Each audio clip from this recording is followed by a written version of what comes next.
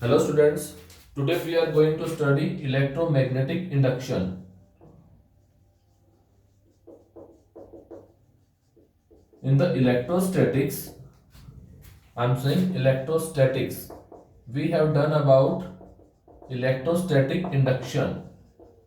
और इस इंडक्शन में क्या होता है? We have a charge, say positive charge, we can take negative also. जब हम एक चार्ज पार्टिकल को या चार्ज बॉडी को एक अनचार्ज या न्यूट्रल बॉडी के पास लेके आते हैं, ये कैसी है? न्यूट्रल बॉडी, और ये पॉजिटिवली चार्ज। न्यूट्रल बॉडी में क्या होता है? There are equal number of positive and negative charges.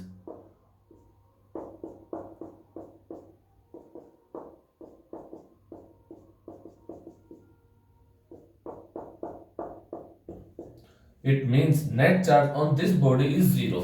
When we take a positive charge near to the neutral body, this positive charge repels this positive charge, and this positive charge goes to the last terminal. जो last point होगा वहां तक चला जाएगा और आगे क्या रहेगा? नेगेटिव आ जाएगा। अब ये पॉजिटिव इस नेगेटिव को बाउंड करके रखेगा, अपनी तरफ खींच के रखेगा, तो इन चार्जेस को हम क्या बोलते हैं? Bound charges.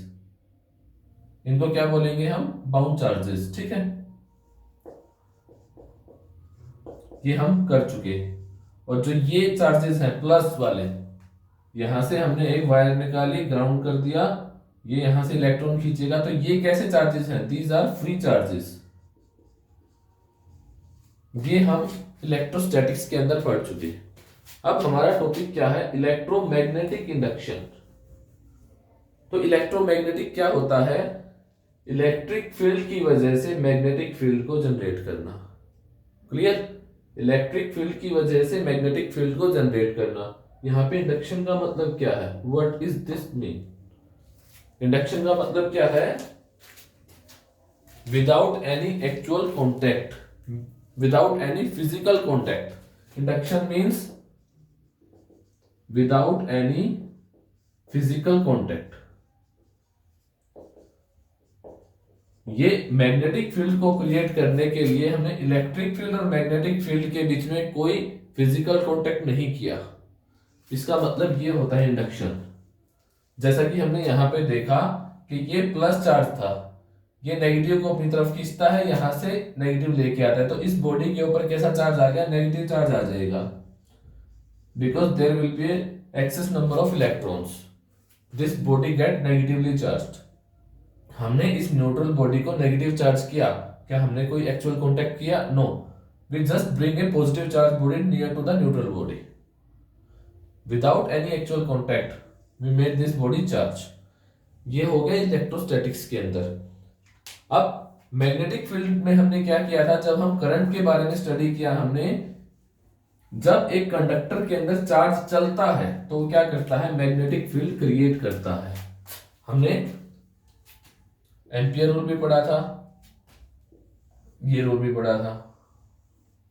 जब इस कंडक्टर के अंदर करंट जाता है तो ये इसके अंदर करंट प्रोड्यूस करता है, मैग्नेटिक फील्ड प्रोड्यूस करता है। It means a varying current, a moving charge particle can create a magnetic field. जब एक चार्ज चलेगा तो मैग्नेटिक फील्ड बनाएगा, तो इसका उल्टा भी तो क्लियर होना चाहिए, सेम होना चाहिए।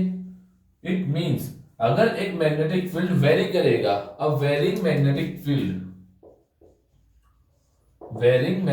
Field can create electric current.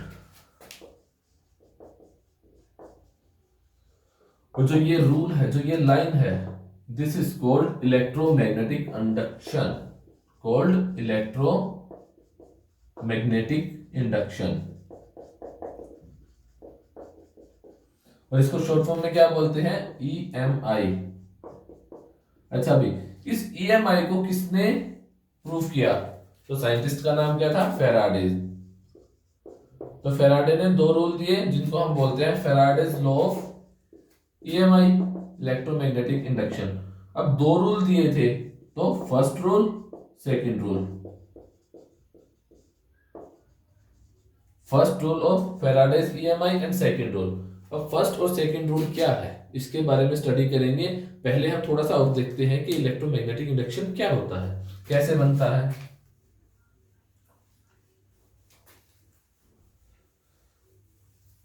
जैसा कि हमने अभी डेफिनेशन में देखा, a varying magnetic field can create electric current.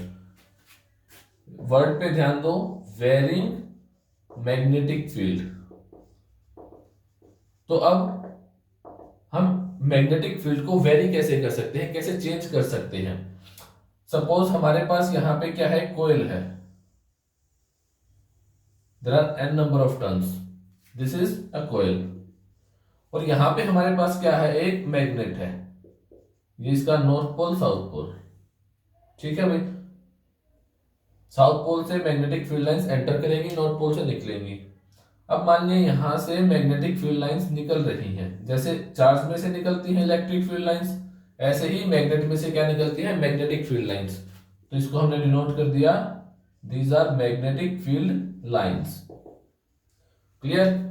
जैसे ही as soon as the magnet is move toward the coil, जैसे ही हम इसको आगे लेके आएंगे, सपोज इसको हम थोड़ा सा आगे लेके आए नॉर्थ साउथ, इसमें से फिर से 5 लाइनें निकल रही हैं। अब देखो, ये एक लाइन, ये दूसरी लाइन, ये तो निकल गई बाहर, अंदर कितनी गई, 3। अब इस कॉइल के साथ पहले कितनी लाइन क्रॉस करी थी, 1, बाद में 3। तो मैग्नेटिक फील्ड इस कॉइल के साथ जो लिंक हुआ वो चेंज हुआ या नहीं। This is how we can change a magnetic field link to the coil. Faraday ने क्या बोला, when the magnetic field linked to the coil is changes it induced current। ये क्या बनाती है, करंट बनाती है। तो फैराडे के रूल ये नोट कर लो भाई, फैराडेज लॉ ऑफ ईएमआई, ये आपके 1 नंबर में या 2 नंबर में आपके बोर्ड एग्जाम्स में पूछे जाते हैं, बोर्ड एग्जाम्स। पहला रूल क्या है, magnetic field linked to a coil changes, then it induced current in the coil। ये इसका पहला रूल है। अच्छा भाई, मैग्नेटिक फील्ड के साथ साथ यहां पे क्वांटिटी और आएगी, मैग्नेटिक फ्लक्स। अब ये फ्लक्स क्या होता है, ये हम इलेक्ट्रोस्टैटिक्स के अंदर पढ़ चुके। What is electrostatics, sorry what is electric flux in electrostatic. तो हमने पढ़ा था electric field into area into cos theta, ES cos theta, हम पढ़ चुके थे। गॉस लॉ भी पढ़ा था हमने, जिसके अंदर ये चीज आई थी। इसी तरह से मैग्नेटिक फ्लक्स क्या होगा, फ्लक्स के लिए हम ये यूज करते हैं फाई, ई की जगह बी, मैग्नेटिक फ्लक्स। यहां पे इलेक्ट्रिक फील्ड था तो यहां पे क्या आ जाएगा, मैग्नेटिक फील्ड। यहां पे एस क्या था, एरिया वेक्टर, तो यहां भी क्या आ जाएगा, area vector A, cos theta cos theta. This is electric flux and this is magnetic flux. जब भी किसी कॉइल के साथ जो फ्लक्स लिंक होगा, अगर वो फ्लक्स चेंज होगा तो क्या बनाएगा, करंट बनाएगा, और उस करंट को क्या बोलेंगे, induced current. This is first rule of EMI. Second rule क्या है, EMF is equal to minus D phi by D T.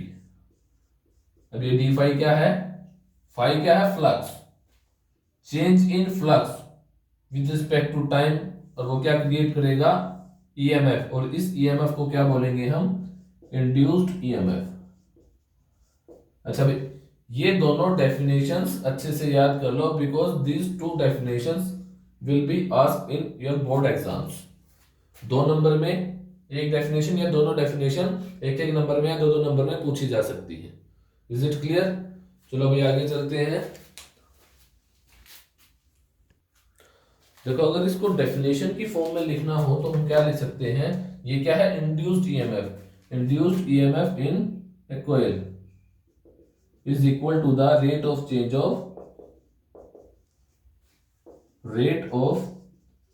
change of magnetic flux linked to the coil।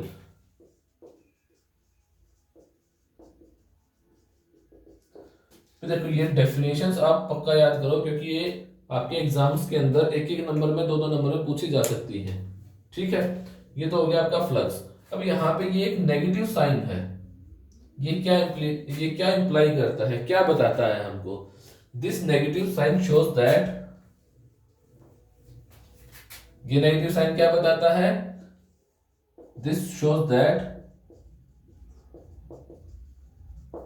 The direction of the changing of the magnetic flux, तो magnetic flux जो change हो रहा है उसकी direction और induced EMF की जो direction होगी वो अपोजिट होंगी एक दूसरे की। That the direction of induced EMF and change of flux is opposite to each other। अब ये क्वेश्चन आपका एमसीक्यूज में पूछा जा सकता है कि इंड्यूस्ड ईएमएफ की डायरेक्शन क्या होगी। ऑप्शन दिया होगा कि मैग्नेटिक फ्लक्स की डायरेक्शन में, मैग्नेटिक फ्लक्स का जो चेंज हो रहा है उसके अपोजिट डायरेक्शन में। इस तरह से आपको एक नंबर में क्वेश्चन पूछा जा सकता है, या फिर एज इट इज डायरेक्ट फॉर्मूले के फॉर्म में डायरेक्ट पूछा जा सकता है। ये भी याद रखना भाई।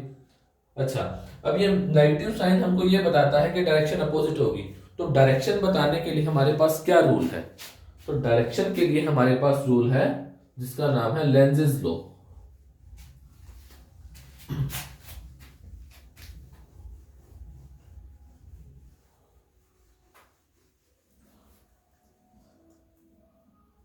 क्या रूल है? Lenz's law.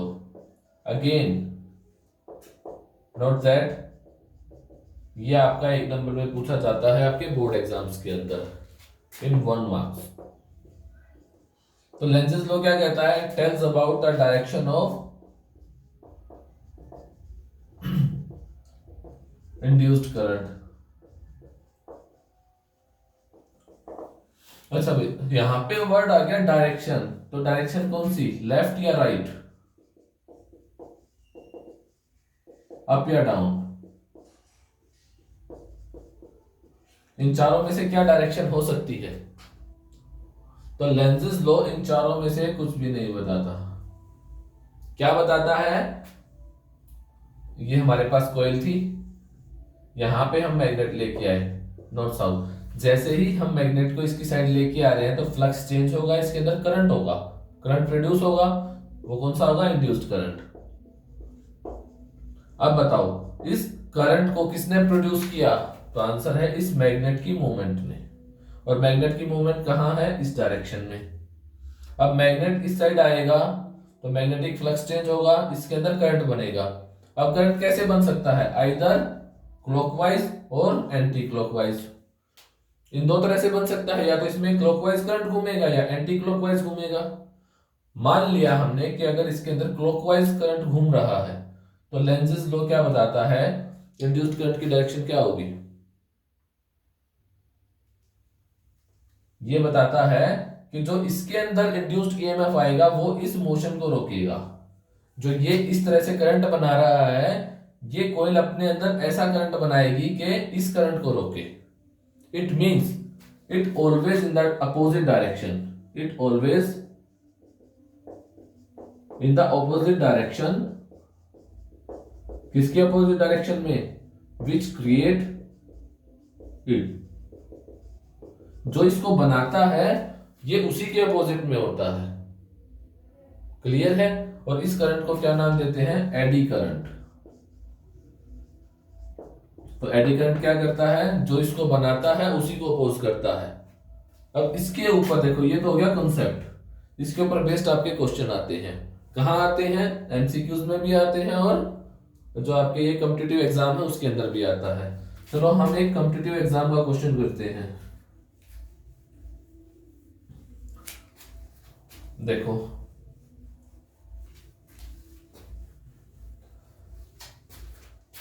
हमारे पास ये एक कोयल है जो किसकी फॉर्म में है? स्प्रिंग की फॉर्म में है। ठीक है भाई, इसका ये एक एंड है, ये एक एंड है। हमने इसको मान लिया ज्वाइन कर दिया, एक सर्किट कंप्लीट कर दिया। ठीक है भाई, यहां से हमने एक मैग्नेट को नीचे गिराया, ये मैग्नेट का नॉर्थ पोल या साउथ पोल। ये क्या है, मैग्नेट इस तरह से फ्री फॉल कर रही है, नीचे गिर रही है इस तरह से। अच्छा भाई, जब ये मैग्नेट नीचे आ रही है, ये इसके अंदर से होके गुजरेगी, नीचे निकलेगी, फिर वो नीचे जाएगी। यहां तक समझ में आया। अब इसके अंदर क्वेश्चन क्या पूछा जाता है, पहला क्वेश्चन पूछा जाता है on the basis of graph, कि कैसा ग्राफ शो करेगा करंट और टाइम के बीच में, जैसे जैसे टाइम पास करेगा इसका ग्राफ कैसा बनेगा। ऑप्शन दे दिया, फर्स्ट ऑप्शन ऐसा, ये क्या है करंट, ये क्या है time. Second,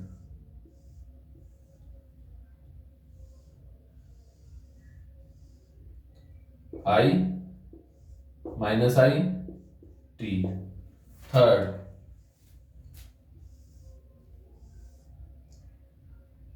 I minus I T.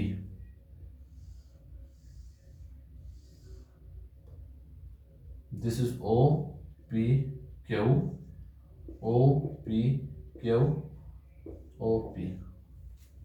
तीन ऑप्शन दे दिए, विचार नहीं दिए। चलो अब देखो, अगेन क्वेश्चन रिपीट कर रहा हूं शॉर्ट के लिए, इसका आपको फुल वीडियो आपको डिस्क्रिप्शन में मिल जाएगा। ये मैग्नेट है, ये इस कोयल के अंदर से नीचे गिर रहा है, फ्री फॉल कर रहा है। ये इसका नॉर्थ पोल इस एंड को फेस कर रहा है। जैसे ही ये नीचे गिरा, पहला क्वेश्चन कि कैसा ग्राफ शो करेगा करंट और टाइम के बीच में, जब ये इसके अंदर से निकल के बाहर गिर गया। ए बी या सी कमेंट करके बताओ क्या आएगा। ओके, इसका आंसर है 3। अब इसके ऊपर सेकंड टाइप का क्वेश्चन क्या पूछा जाता है, ये सोल्व करके बताऊंगा कैसे हुआ। इसके ऊपर सेकंड टाइप का क्वेश्चन क्या पूछा जाता है कि मैग्नेट नीचे गिर रही है, जो ये इसका ए एंड है और ये इसका बी एंड है। जब ये मैग्नेट नीचे आ रही है, इस एंड का नेचर कैसा होगा, ये नॉर्थ पोल होगा या साउथ पोल होगा। जब ये इसके नीचे से गिर गई, यहां से गिरी, बाहर निकल गई, तो ये बी पॉइंट नॉर्थ पोल बनेगा या साउथ पोल बनेगा। सेकंड टाइप का क्वेश्चन हो गया। थर्ड टाइप का, एक सेकंड,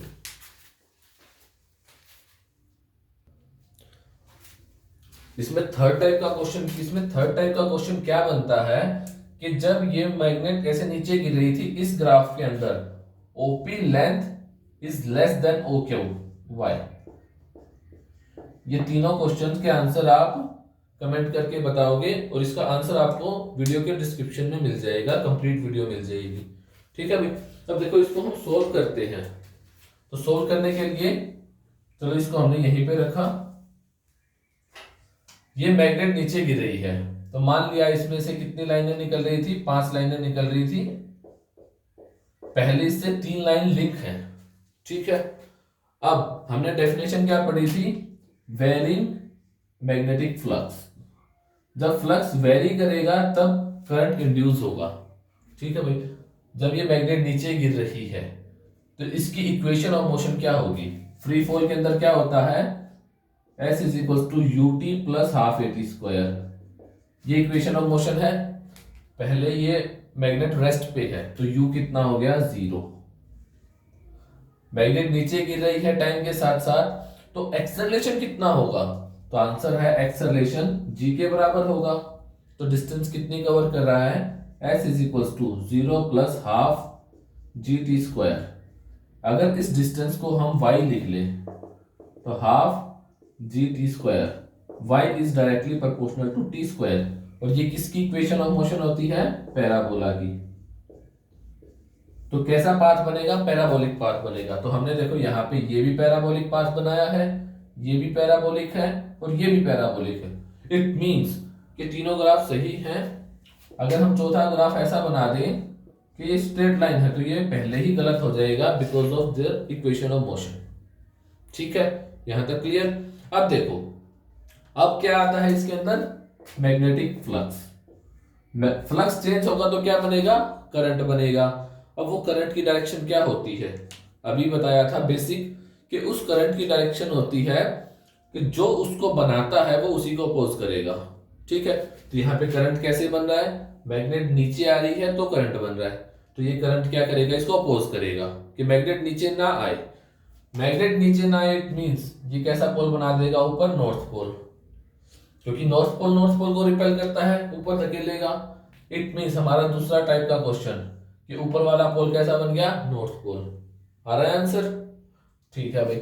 अब जैसे जैसे ये पास आई तो मैग्नेटिक फील्ड पांचों इससे लिंक हो गई, फ्लक्स और बढ़ गया तो करंट मैक्सिमम। जैसे ही ये मैग्नेट इसके बिल्कुल पास आ जाएगी, मैग्नेटिक फ्लक्स सबसे ज्यादा लिंक होगा, करंट सबसे ज्यादा होगा। बट जैसे ही मैग्नेट इसके अंदर गई, नॉर्थ साउथ, इसमें से 5 लाइनें निकली, 5 लाइनें एंटर कर गई, तो फ्लक्स कितना चेंज हुआ, 0, क्योंकि मैग्नेट इसके अंदर है। अगर फ्लक्स 0 तो करंट 0, जब मैग्नेट इसके अंदर आ जाएगी तो करंट 0। एक इस तरह का क्वेश्चन भी बन सकता है कॉम्पिटिटिव एग्जाम के अंदर। नेक्स्ट, अब देखो कोई भी बॉडी अगर ऊपर से नीचे गिरेगी तो 1 सेकंड में कितना डिस्टेंस ट्रेवल करेगी, हाफ जी, क्योंकि टी को हमने 1 ले लिया। 2 सेकंड में कितना करेगी, y is equal to half into G into 2 का स्क्वायर, मतलब 2g, इसकी 4 गुना हो गई। क्लियर है? इट मींस जैसे जैसे नीचे गिरेगी डिस्टेंस ज्यादा हो जाएगी, मतलब स्पीड ज्यादा हो जाएगी। स्पीड ज्यादा है, डिस्टेंस ज्यादा है, तो जैसे ही मैग्नेट इसके अंदर से गिर रही है, करंट 0, फ्री फॉल हो रहा है। जैसे ही बाहर निकली इसकी स्पीड बहुत ज्यादा, 1 सेकंड के अंदर ज्यादा डिस्टेंस कवर करेगी, मतलब नीचे से निकलते ही भाग जाएगी। अब जैसे ही मैग्नेट इसके अंदर से बाहर निकली, साउथ सॉरी ये नॉर्थ, ये साउथ, फिर से फ्लक्स चेंज होगा, क्योंकि पहले तो 5 लाइन अंदर थी, 5 लाइन बाहर थी, फ्लक्स 0 हो गया। अब इसमें से क्या हुआ कि 5 लाइनें बाहर जा रही हैं, लेकिन 3 लाइनें ही लिंक हैं, तो फ्लक्स चेंज तो करंट बनेगा। अब करंट क्या कहां बनता है, कौन सी डायरेक्शन में बनता है, जो इसको बनाता है उसके अपोजिट। तो करंट कौन बना रहा है कि मैग्नेट नीचे जा रही है तो करंट बन रहा है, तो ये इंड्यूस्ड करंट क्या करेगा, इस मैग्नेट को रोकने की कोशिश करेगा। तो मैग्नेट को रोकेगा तो ये साउथ पोल है, नॉर्थ पोल बनाएगा तभी तो अट्रैक्ट करेगा, तो ये नॉर्थ पोल बन जाएगा। In both the conditions A and B क्या बन जाएगा, आपका नॉर्थ पोल बन जाएगा। ठीक है, अब देखो जैसे हमारा दूसरा आंसर भी मिल गया, नॉर्थ पोल। तीसरा कि ये ओपी लेंथ ओक्यू से लंबी क्यों नहीं है, क्यों छोटी है, ये ओपी लेंथ छोटी क्यों है ओक्यू से।